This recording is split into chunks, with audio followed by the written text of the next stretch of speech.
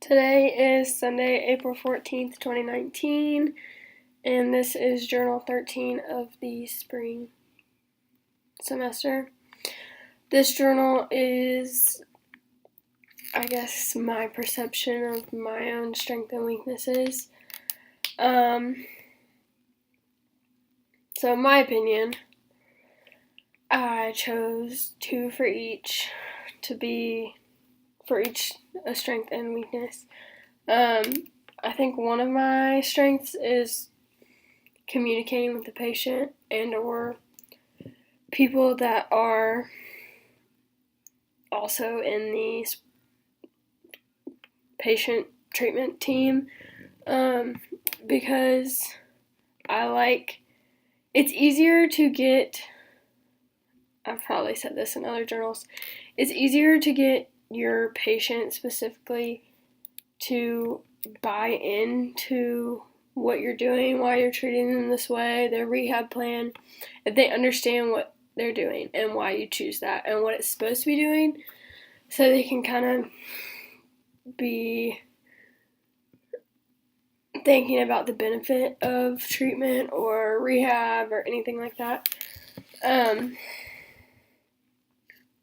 Another strength that I have, I think, is being really thorough when it comes to evaluations. I guess the setting where I'm most thorough is like in the clinic, because I don't want to miss anything. So I do range of motion and all kinds of stuff. I go through the list of a regular soap note, but I'm super thorough and really try to pay attention to the history portion, what they're experiencing. Have they, done anything like this before? And just getting the background. So with those, I guess my weaknesses sometimes are the opposite. In this case, my first weakness is, in my opinion, short on the field evals. So when you go out initially, if someone's down or they call the AT on, going out there and choosing what's more important, I really struggle with that because I like being thorough. So I struggle with taking in a very short amount of information and processing that to where, either they're okay or they need to come off. Or doing situations that you need to activate the EAP and stuff like that. You obviously, most of the time, you should know. Unless it's another team's athlete and you don't really know their history and something, crazy happens. But most of the time you should know if they have some sort of condition. So if there's gross deformity or, super traumatic injury and stuff, you know when to activate EAP.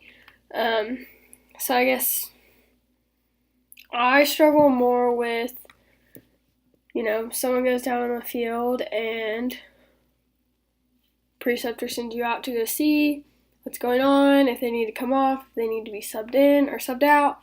I struggle with that because most of the athletes that I've come into contact here with, they want to push through it. So it's more of a omission. They're leaving things out because they don't want to disappoint anyone. And I struggle with reading those facial expressions, seeing, wow, they're actually hurt or they're not. So I really do struggle with interpreting the really small, minute amounts of information and deciding if, they're good, they need to get up and play and just, check in with me in a couple minutes when they get subbed out or after the play's over, or if they need to come out right now and someone needs to go in for them. I would say my second weakness is being creative with my rehabs.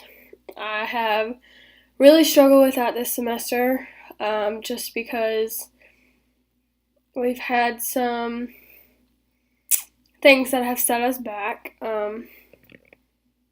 I guess to elaborate on that, is we finally got to a point where we were full range of motion.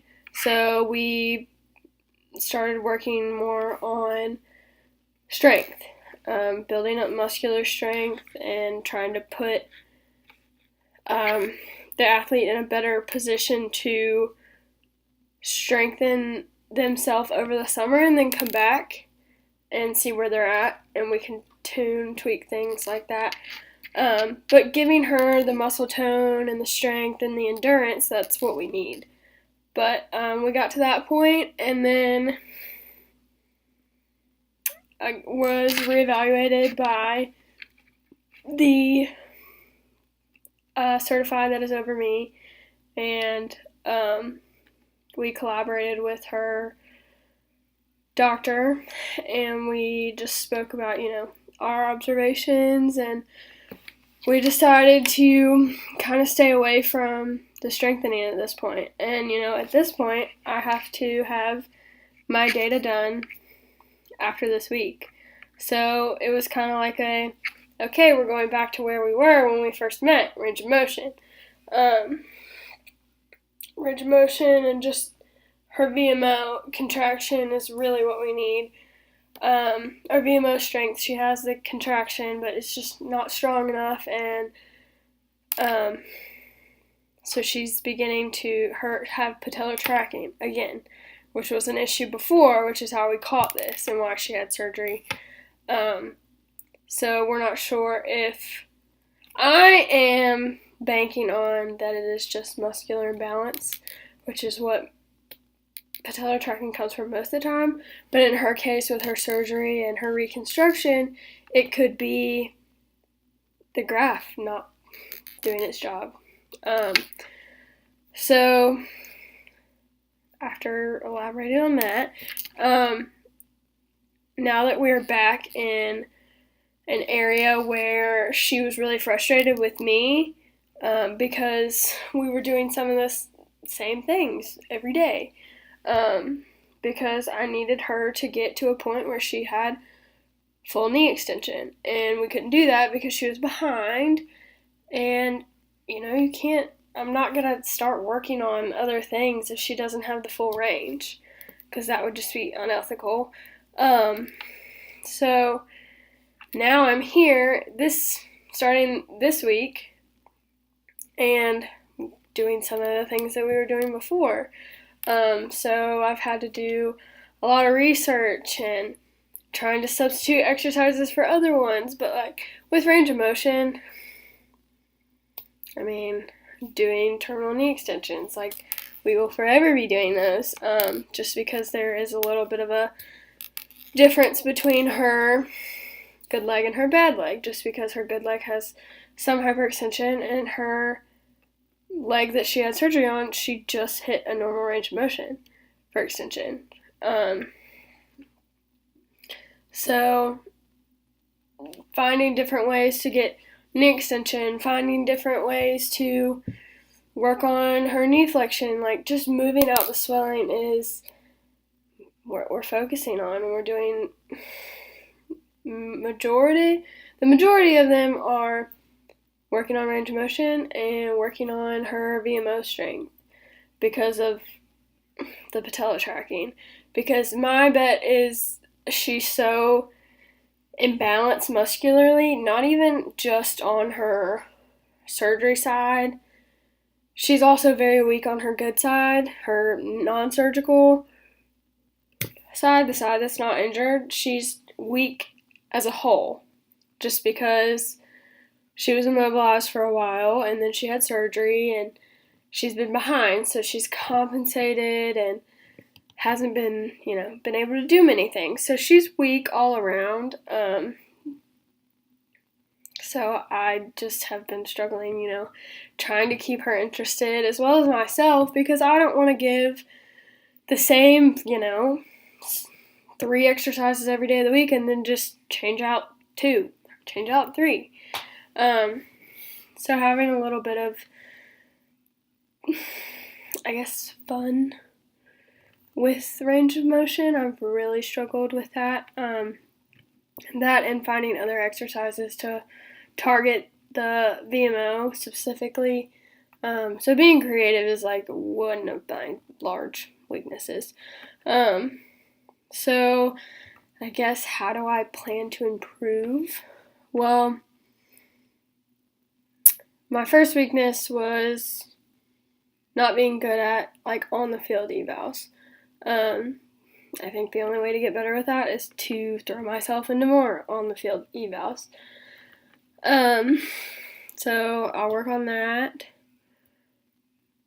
by just doing more evals on the field and out of the clinic, and then improving my creativeness. I think that this will come with more experience with running rehab plans, because not every rehab I'm going to run is going to be knee extension and VMO strengthening or quad strengthening. Like, there are many things that I could do rehabs for. So I think being creative comes with being comfortable as well as experiencing different things. So I've been trying out different things that the AT that oversees me for my project hasn't heard of, but they've kind of worked. So I guess I'll continue to read best practice articles and go through textbooks and read physical therapy journals, and which is what I've been doing, and just trying things, seeing what I like, seeing what works. But yeah, so I guess that's how I plan to fix those. And both of them, the common phrase was just do it more, just get more experience, which is easy. I can just throw myself into things and just see how I do and compare it to the last time and choose what was good and what was bad and work on it for the next time until, I'm good. But yeah, so that is my 13th journal.